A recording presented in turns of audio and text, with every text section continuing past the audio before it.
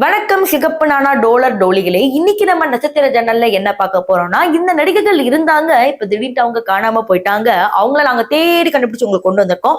ஒரு சில பேர் கண்டுபிடிக்கவே முடியல. சோ அவங்க இப்ப என்ன பண்றாங்க அப்படி தெரிஞ்சா கூட கமெண்ட் செக்ஷன்ல சொல்லுங்க. சோ வாங்க வீடியோக்குள்ள போகலாம். நான் உங்க சிவரஞ்சனி, சிகப்பு நாடாவில இருந்து.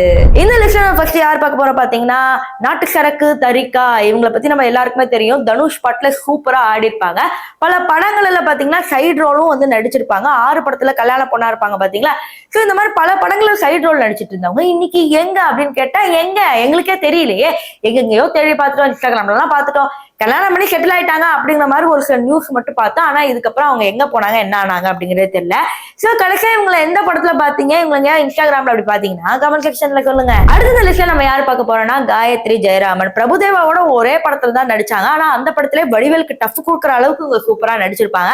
அதுக்கப்புறம் இவங்களுக்கு பல படங்கள் வரும் அப்படின்னு எதிர்பார்க்கப்பட்டுச்சு. பட் அன்பார்ச்சுனேட்லி இவங்க மலையாள படத்துல 2 படம் தான், தமிழ் படத்துல ஒரு 3-4 தான் நடிச்சிருப்பாங்க.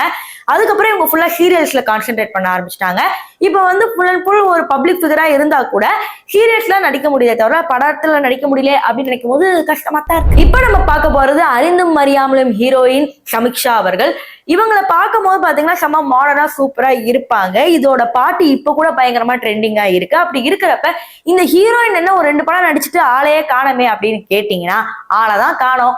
அவங்க வந்து இப்ப கல்யாணம் பண்ணி பயங்கரமா செட்டில் ஆயிட்டாங்க. சோ இன்னும் அவங்க அப்படியே இருக்கிறாங்கப்பா, அறிந்தும் அறியாமலும் பார்த்த மாதிரியே நீங்க நினைப்பீங்க. பட் ஸ்டில் வந்து அவங்க பியூட்டிஃபுல்லா இருக்காங்க. இப்ப பல படத்துக்கு ப்ரொடியூசராகவும் இருக்கிறாங்க. சோ இது ஒரு நல்ல விஷயம். இருந்தாலும் தமிழ் படத்துல கம்பேக் கொடுக்கலாம்ல. அடுத்து நம்ம பார்க்க போறது சரண்யா மோகன் அவர்கள். யாரடி நீ மோகினில நயன்தாராக்கு தங்கச்சியா சூப்பரா நடிச்சிருப்பாங்க. பல படங்கள்ல முக்கியமான கேரக்டர்ல நடிச்சிருந்தாலும் இப்போ இவங்க எங்க இருக்காங்க அப்படின்னு கேட்டீங்கன்னா, பயங்கரமா பரதநாட்டிய டான்ஸரா இருக்காங்க. இவங்க அப்பத்துல இருந்தே பரதநாட்டிய டான்சர் தான்.